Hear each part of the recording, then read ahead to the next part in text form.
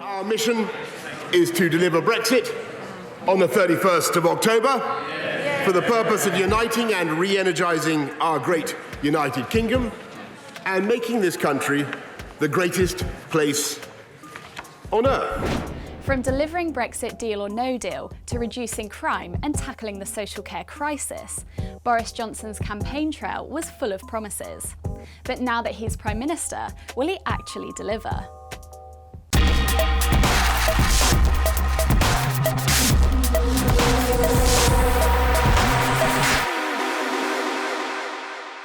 At the very heart of Boris's campaign are his promises to deliver Brexit, unite the country and defeat Jeremy Corbyn.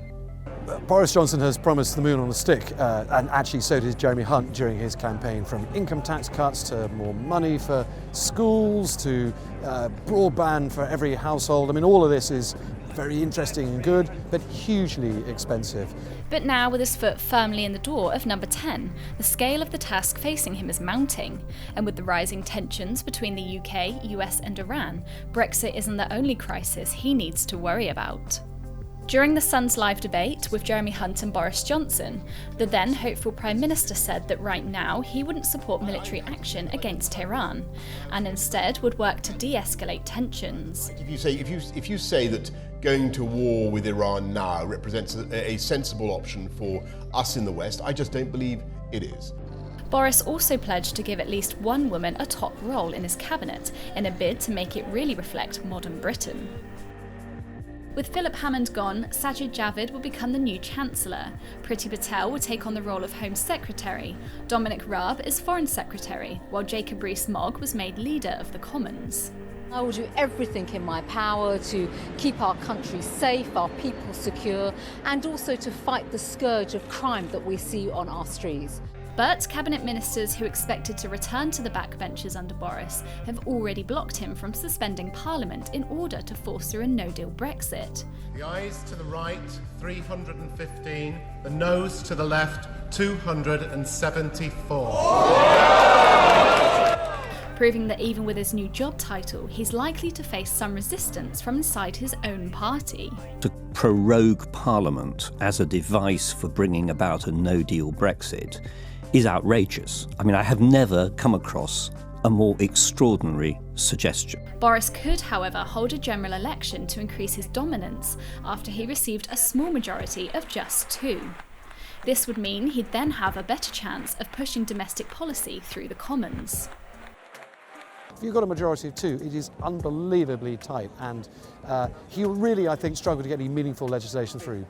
So what else has Boris Johnson pledged? Well, widening his premiership away from Brexit, Johnson has pledged to introduce a range of domestic policies. We're going to start right away, providing vital funding for our frontline public services, to deliver better healthcare, better education, and more police on the streets. Mr. Speaker, I am committed. On social care, Johnson has backed Health Secretary Mr. Hancock's idea of a new state-backed insurance scheme in a bid to fix OAP care. This policy would take action to stop families being forced to sell the home of loved ones with dementia.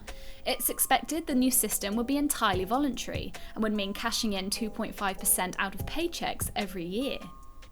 While the healthcare is a massive part of public spending, the NHS wasn't heavily featured during Boris's campaign, and he's yet to outline plans of how or what he'd be doing to reform it. One of the very first pledges Boris made during his campaign trail was to level out funding for schools. He plans to reverse the Tory cuts and raise the levels of per-pupil funding by taking it back up to its 2015 peak of £5,000 a year.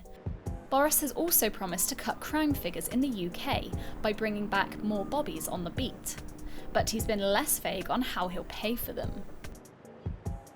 There will be 20,000 extra police, keeping us safe over the next 3 years. However, this was shot down by Chief Inspector of Constabulary Sir Thomas Windsor, who warned bumping up bobbies on patrol isn't enough to solve the problems of violence in the UK, and has said more investment is needed in areas like technology if he's to tackle the entirety of the problem. If the new government only has money for 20,000 more police officers and nothing else, then I think that very serious consideration should be given to recruiting fewer than 20,000 and spending the rest of the money on improvements in technology so that the police can be most efficient and effective. Boris also plans to make fixing Britain's broken housing market a top priority.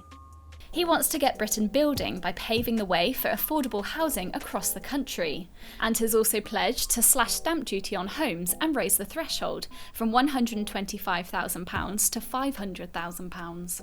For his hard-working voters, Johnson plans to cut the high tax burden, slashing income tax for 3 million Brits.